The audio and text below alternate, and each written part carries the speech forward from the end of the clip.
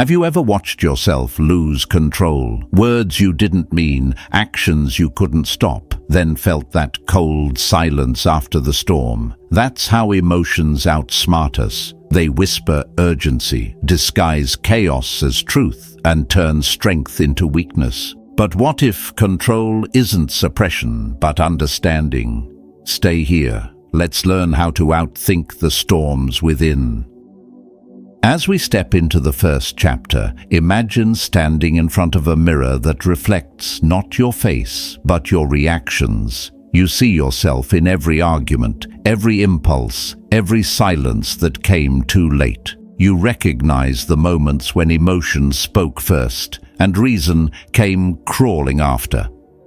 That mirror is life itself, showing us not who we appear to be, but who truly rules us inside. And most of us, without realizing it, are ruled by what we never learned to master, our own emotions. Have you ever felt anger rise so fast it hijacked your body? The pulse quickens, the words rush out, the face burns, and before reason can whisper, the damage is done. Or fear, quiet, cold, convincing you that retreat is safety, when in truth it is surrender. The Stoics saw these not as curses, but as mirrors of the mind. Seneca said, "We suffer more in imagination than in reality." He meant that our emotions are often the storytellers of chaos, creating storms that don't exist anywhere but inside us.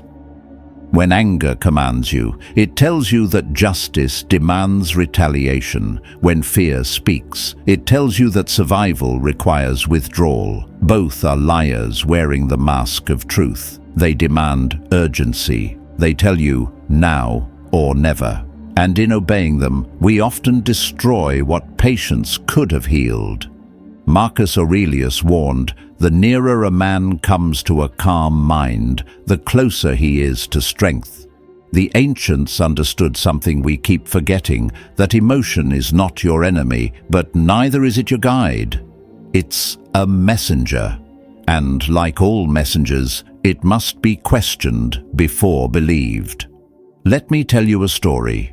Years ago, I watched a friend lose everything because of one moment of rage. A single argument with his business partner, a single night where words became weapons. He believed that to be silent was weakness, that to fight back was strength.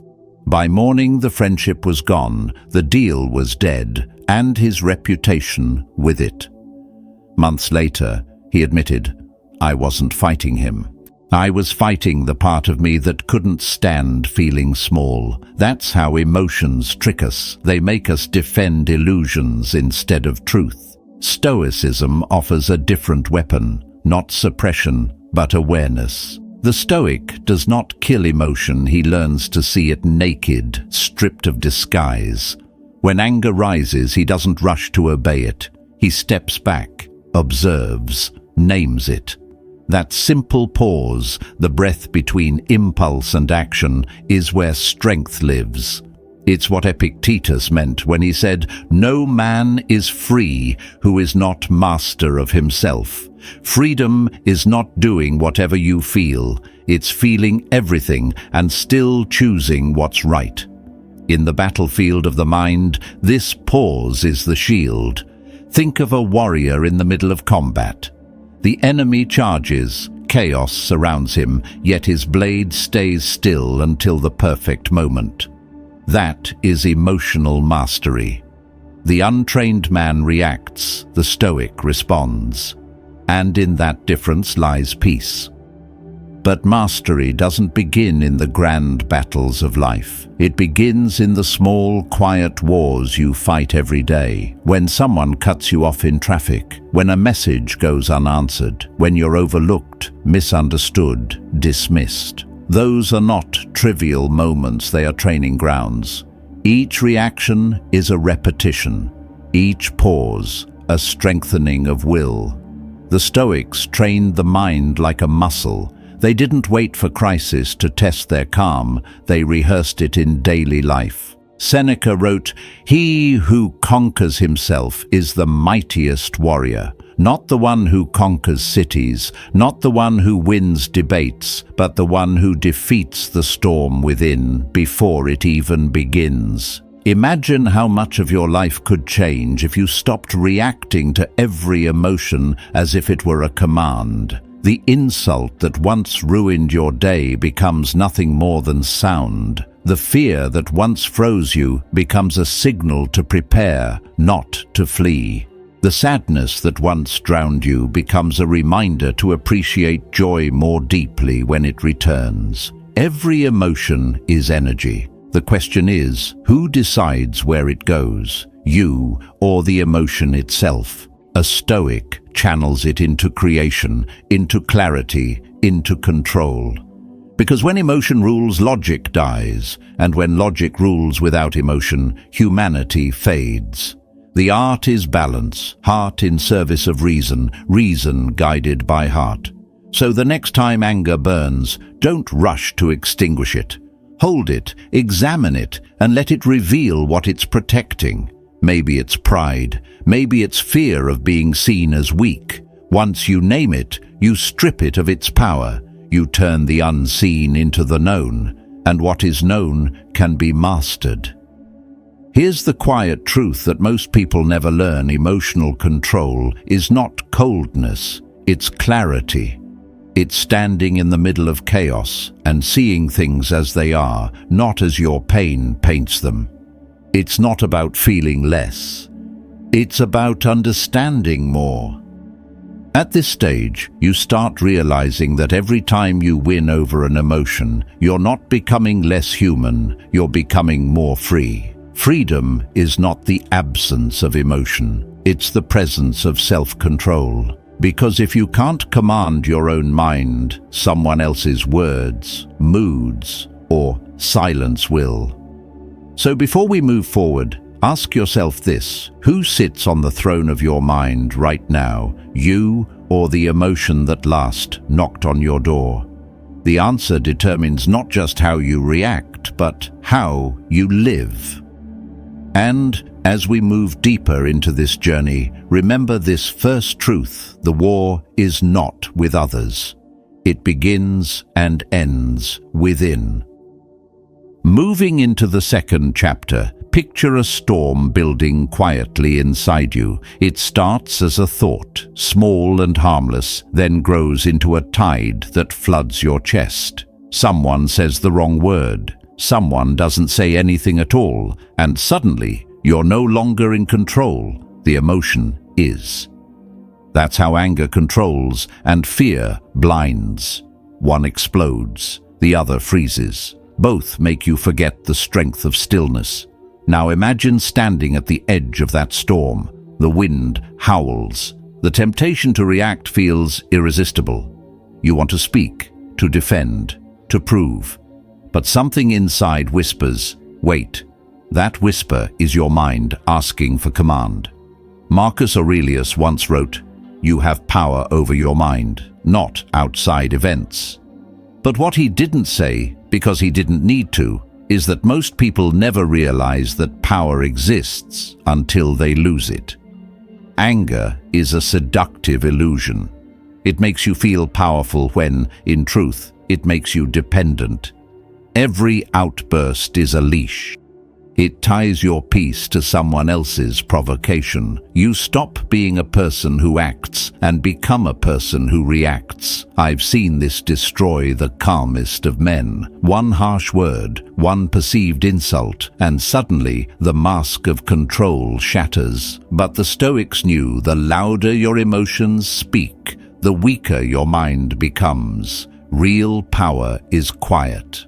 Let me tell you about an old craftsman I once met. He worked with glass, delicate, stubborn, and dangerous. Every morning he'd heat it to the edge of melting, then shape it with breath alone. I once asked him if he ever got angry when the glass cracked. He smiled and said, "If I did, it would burn me, not the glass." That sentence has never left me. Anger doesn't break the world. It breaks the one who carries it. Fear is a different poison, but it kills in the same way, slowly. Fear whispers that the world is watching you, waiting for your failure. It paints every step as a risk, every silence as judgment. But Epictetus warned, we suffer not from the things themselves, but from our opinions about them. Fear is not the event, it's the story you tell yourself about it. Change the story, and fear becomes teacher, not tyrant. I remember a night years ago when I stood at a crossroads in life, literally. A job that promised success, another path that promised freedom. I was paralyzed. My mind created disasters that didn't yet exist. What if I fail? What if I lose everything? I sat in silence for hours until the thought came. If fear is the reason I choose, fear is already in control. The next day, I chose the uncertain path. The fear didn't vanish, but it lost its authority. That's when I learned what courage really is. Not the absence of fear, but refusing to be ruled by it. The Stoics didn't run from emotion. They studied it like warriors studying an enemy. They understood its tactics. Anger strikes fast. Fear hides deep. Desire whispers sweetly. To outsmart emotion, you must first observe it. The moment you can name what you feel, you begin to master it. The moment you pause before reacting, you've already won the first battle. Seneca once said, "He who is brave is free." Think about that. Freedom isn't living without fear or anger. It's living without their control. It's walking through the storm and realizing the rain cannot drown you unless you stop moving. It's speaking with calm while others shout. It's smiling when someone tries to pull you into chaos. That's not coldness, that's composure. Every day gives you small tests to prove this mastery. Someone cuts in line. A message goes unanswered. A plan collapses. You have a choice. Let the emotion rule the moment, or let the moment refine you. The Stoics called this training ascesis. Discipline of mind, not through force, but through awareness. You don't suppress anger, you redirect it. You don't silence fear, you study it until it speaks truth. You don't kill emotion, you tame it into strength. Here's the paradox. The more you resist emotion, the stronger it becomes. The more you understand it, the weaker it gets. Awareness turns poison into power. The one who can stand in front of provocation and stay unmoved isn't emotionless. He's evolved. And that's the art of outsmarting emotion. Not by pretending to feel nothing, but by refusing to let feeling become fate. Anger can scream, fear can whisper, but they no longer steer your direction. You do. So, when anger burns or fear freezes you, remember, stillness is your weapon, not your surrender. When you stay still in the storm, you stop being the victim of emotion and become its master. And as we step further, we'll uncover what comes next, how to turn those very emotions into teachers, transforming the things that once ruled you into the lessons that will set you free. Advancing to the third chapter, imagine this, your emotions standing before you like a crowd of restless voices, each one shouting for your attention. Anger demands justice, fear demands safety, desire promises peace if you just follow. Most people obey the loudest one, but the Stoic learns to listen differently. He hears the voice, studies it, and asks, "What are you trying to teach me?" Because here's the truth, emotions aren't enemies, they're messengers. They arrive carrying lessons disguised as discomfort. The problem isn't that we feel too much, it's that we never stop long enough to understand what those feelings are saying. Epictetus said, "When something happens, the only thing in your power is your attitude toward it." That is the doorway to freedom, seeing emotions not as chains, but as guides towards self-knowledge. Think of the last time you were hurt by someone's words. You felt disrespected, unseen. That pain wasn't random. It pointed to something deeper, a part of you that still seeks validation. The emotion didn't betray you, it revealed you. Every reaction you have is a mirror showing what still owns your peace. When you get angry at disrespect, it means pride still leads you. When fear stops you, it means doubt still commands you. The Stoic doesn't resent these discoveries. He welcomes them because each one shows where the real work begins. Let me tell you a story. A soldier once came to a philosopher, furious after being humiliated by his commander. "He insulted me in front of everyone," the soldier said. "How can I stay calm?"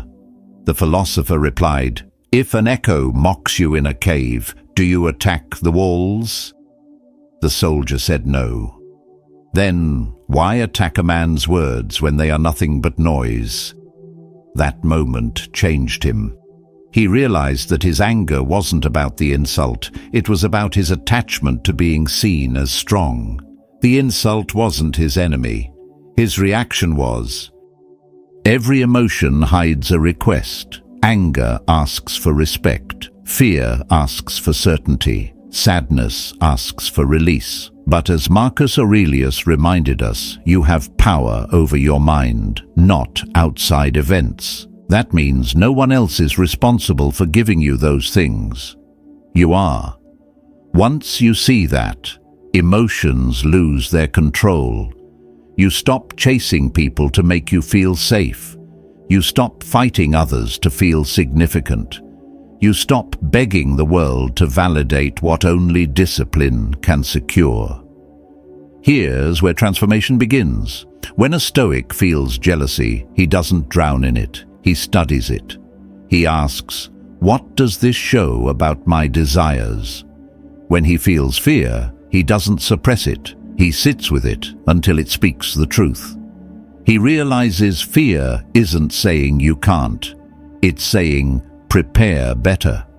When he feels anger, he doesn't erupt. He pauses and sees it for what it is, a flicker of pride demanding to be soothed. And when he understands it, he no longer obeys it.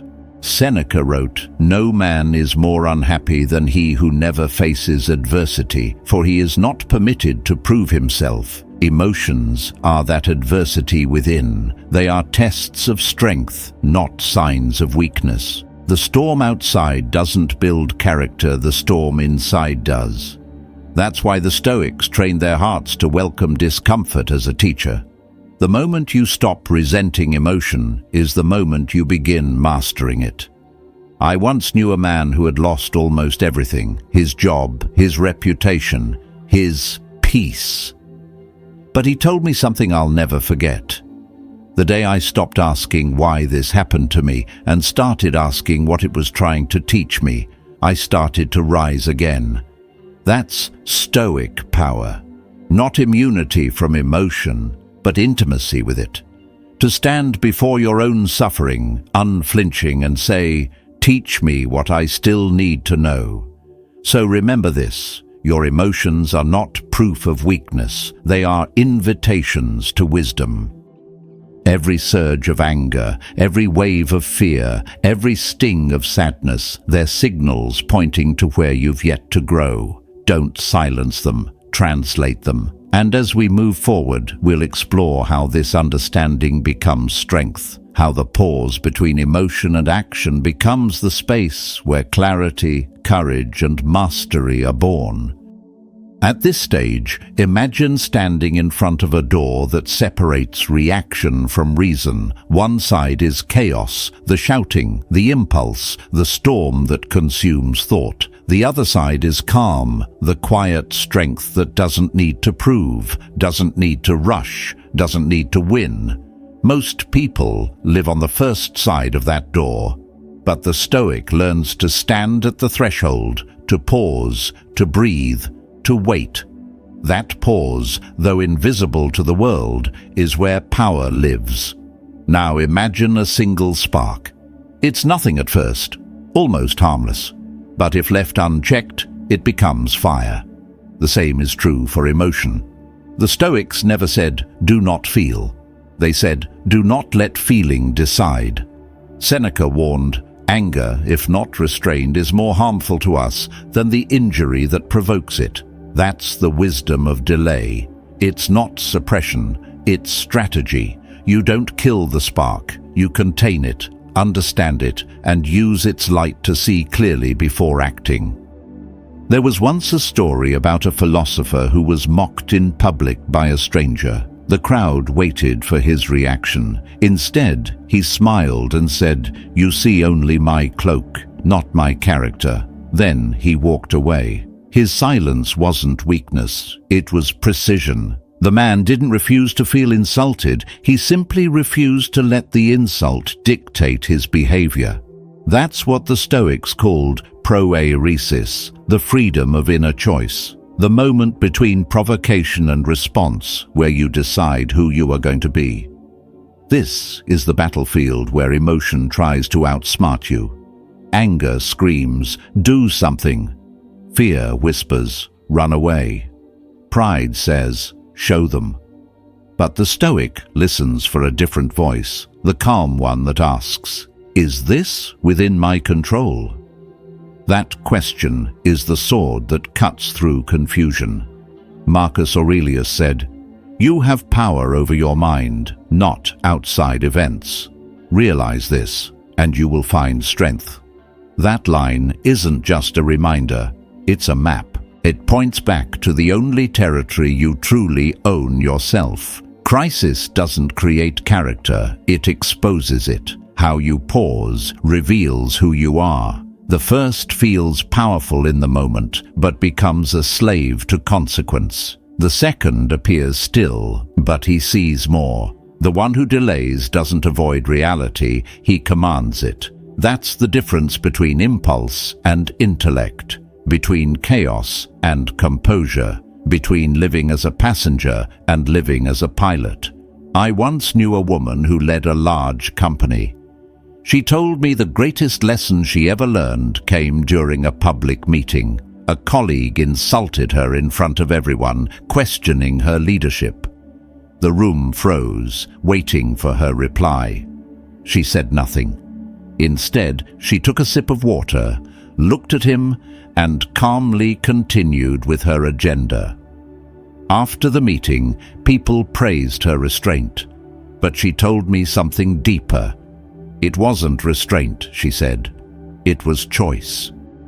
I realized in that moment that his words were a test, not a truth, and I refused to fail. That's Stoic discipline, not silence out of fear, but silence out of wisdom. The ability to see the full picture before you act. To remember that reaction is temporary power, but response is permanent influence. The more you can delay the reaction, the more you gain control over the outcome. This is what Epictetus meant when he said, "No man is free who is not master of himself." The pause, then, is not emptiness. It's awareness. It's the moment where time bends around your decision. In that breath between feeling and doing, you can change your fate. The Stoics treated it like training. They practiced it in small things, when someone interrupted, when plans fell apart, when discomfort arose. They built patience the way a warrior builds reflex. Because if you can't stay calm in the small things, you won't stay calm in the storms.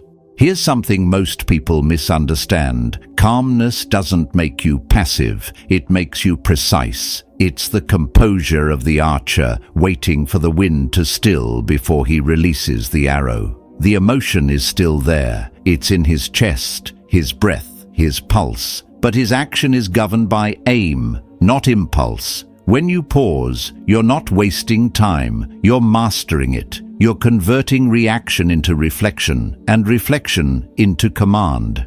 Seneca compared emotions to wild horses. They can drag you to ruin or carry you to victory. It depends on who holds the reins. And those reins are the pause, the moment where you decide, will I be led by feeling or by principle? Once you learn to wait before you act, emotions stop being masters and start becoming messengers. You no longer fight them, you guide them. Let's be honest, this kind of control takes practice. It's not born in the big moments, but forged in the quiet ones. When someone cuts you off in traffic, when a comment stings, when life doesn't meet your expectations, that's your training ground. Every moment of irritation is an opportunity. Every pause is a victory, because what you do in small moments prepares you for the great ones. I remember reading about Cato the Younger, one of Rome's great Stoics. He once faced public humiliation from an enemy in the Senate who tried to provoke him. Cato, unmoved, adjusted his toga and carried on with the session. When asked later why he didn't respond, he said, "Because his anger belongs to him, not to me." That's Stoic mastery in one line, the refusal to inherit another person's chaos. So the next time emotion demands your obedience, pause, step back. Ask the question, is this mine to control? If the answer is no, let it go. If the answer is yes, act with clarity, not fury. The pause is not the absence of courage, it's its highest form. Because it takes strength to stay still while the world expects you to react. It takes power to choose peace over pride. It takes wisdom to see that no one can truly offend you without your permission. And that's where mastery begins, not in suppressing emotion, but in understanding its place. The pause becomes your armor, your weapon, your teacher. You start to see that control isn't about never feeling, it's about never losing yourself in what you feel. From here, we move toward the highest lesson, the point where mastery is no longer about defense, but transformation, where emotion stops being something to manage and becomes something to command, where your calm doesn't just protect you, it begins to guide others. Because mastery isn't just personal, it's contagious. When you stay centered, you give others permission to do the same. From here, imagine waking up one morning and realizing that nothing outside you has changed. People are still unpredictable, life is still uncertain, and the world is still full of noise. But somehow, everything feels different. Because for the first time, you are not reacting, you are observing, you are calm, deliberate, centered. This is what it means to master yourself, to live in a way where nothing within depends on what happens without. This is not a peace that the world gives you. It's a peace you forge, blow by blow, moment by moment, by refusing to let emotion become your ruler. You no longer chase the highs, nor collapse in the lows. You've learned to stand in the middle, steady, clear, unshaken. Marcus Aurelius once wrote, "To be calm is the highest achievement of the self." And that's exactly what this final lesson is about, turning discipline into nature, calm into strength, emotion into ally. Most people rise and fall with the tide of circumstance, cheerful in calm waters, broken in the storm. Their emotions are like leaves in the wind, colorful, alive, but directionless. The Stoic, however, builds roots, deep ones, roots that anchor him when the wind howls. Because he knows that control doesn't come from denying emotion, it comes from mastering his interpretation of it. I once met a sailor who had survived a storm at sea that destroyed his ship. When I asked him how he kept his composure while everyone panicked, he said, "The sea can't obey me." So I learned to obey the sea. At first, I didn't understand, but later I realized what he meant. He didn't resist the storm. He moved with it, adjusted to it, anticipated its rhythm. The Stoic mind works the same way. It doesn't fight life, it learns its current. This doesn't mean you stop feeling. It means you stop being defined by what you feel. When anger rises, you don't become anger. When fear whispers, you don't become fear. You simply notice. Like a traveler passing through a village, you acknowledge, but you don't stay. Seneca once wrote, "He who suffers before it is necessary suffers more than is necessary." And that's what most of us do, suffer twice. Once from the event, and again from our refusal to let it go. The wise learn to let go faster. They understand that every emotion has an expiration date, and peace begins the moment you stop renewing it. There's a story of a Roman general who was betrayed by a close friend during battle. His army was defeated, his reputation shattered. When others expected him to seek revenge, he didn't. Instead, he said, "A man who can steal my honor was never its source." That's Stoic mastery, the ability to separate your worth from the world's behavior. You stop needing the apology, the explanation, the closure, because your calm is not a reaction, it's a decision. Here's where the highest level of control begins, when emotion becomes tool, not tyrant. Anger becomes courage when guided by reason. Fear becomes foresight when channeled through discipline. Pain becomes perspective when seen through wisdom. The Stoic transforms every emotion into motion, energy redirected toward purpose. That's the alchemy of the mind. Imagine being in a heated argument. The other person shouts, mocks, provokes. You listen, you breathe, you respond only when necessary. The silence you keep unsettles them more than your words ever could, because in that silence lives strength. They can't control you because you've already taken command of yourself. And in that command, you gain something far greater than victory. You gain peace. Epictetus taught, "It's not what happens to you, but how you react to it that matters." But let's go deeper. How you react doesn't just shape the moment, it shapes you. Every reaction is a vote for the person you are becoming. Lose your temper and you train your mind to serve chaos. Choose restraint and you build the muscle of peace. Over time, your responses become habits, and your habits become identity. This is how the Stoic becomes unshakable, not overnight, but through daily choice. There's a kind of silence that only comes from strength, a quiet that doesn't need to be seen or validated. You feel it in people who have faced storms and no longer fear the weather. You see it in those who've lost much, yet walk as if nothing essential was ever taken from them. Because it wasn't. What's essential, their reason, their virtue, their inner calm, was never in anyone else's hands to begin with. True mastery isn't loud. It doesn't announce itself. It shows in how you hold yourself when everything around you falls apart. It shows in your tone when others shout. It shows in your patience when the world demands hurry. A Stoic doesn't boast control, he lives it. His life speaks for him. There's a story about Zeno, the founder of Stoicism. After losing his entire fortune in a shipwreck, he reportedly said, "Fortune wrecked me, but she made me a philosopher." That's what mastery sounds like, not denial, but transformation. When life stripped him of everything external, it revealed the only thing he truly owned, his mind.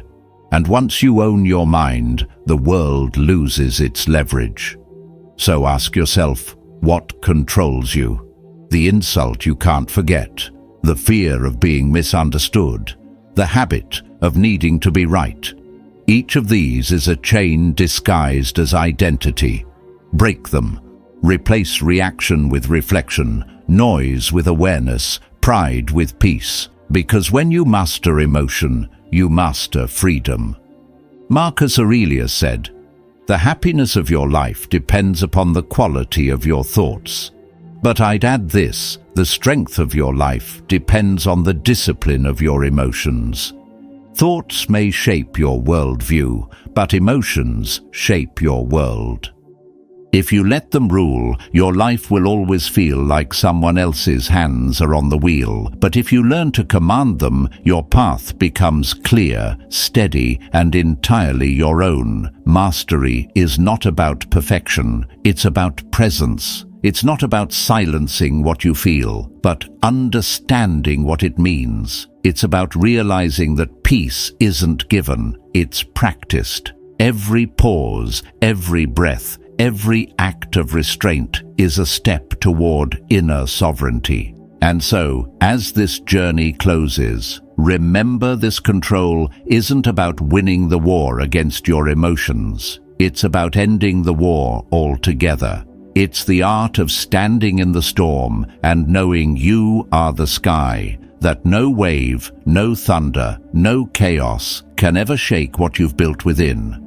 That's how you outsmart emotion, by no longer fighting it, but mastering it, by letting it rise and letting it pass, by being the still point in a spinning world. That's what the Stoics meant by freedom. Not to feel nothing, but to be moved by everything and still remain unbroken. When you learn to outsmart your emotions, life begins to feel different. Not quieter, but clearer. You start to see that every storm you've survived was never meant to destroy you, but to show you what you could master. The anger that once consumed you becomes understanding. The fear that once froze you becomes focus. And the pain that once broke you becomes proof that you have grown. That is the real freedom the Stoics spoke of, not to live without emotion, but to live without being ruled by it. So, take this moment and breathe.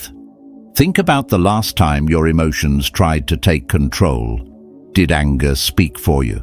Did fear hold you back? Or did calm step forward and lead?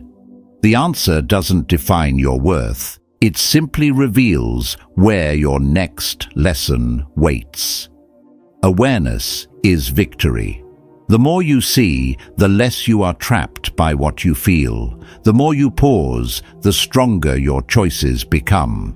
The Stoics taught that self-mastery is not found in grand declarations, but in small decisions made in silence. Every time you choose to stay calm instead of react, to observe instead of judge, to think instead of explode, you reclaim a piece of your power. That is what growth looks like. Not loud, not dramatic, but steady and real. If this message spoke to something in you, take a moment to reflect and stay connected here, where we turn reflection into strength. Subscribe to keep walking this path of clarity and calm. Each lesson we explore together brings you closer to the kind of peace that no chaos can touch. Before you go, I want to hear from you. In the comments, write 3 simple words. I choose calm. Not as a statement of perfection, but as a reminder of direction. Because choosing calm, even once, is already a form of victory. Carry that with you today.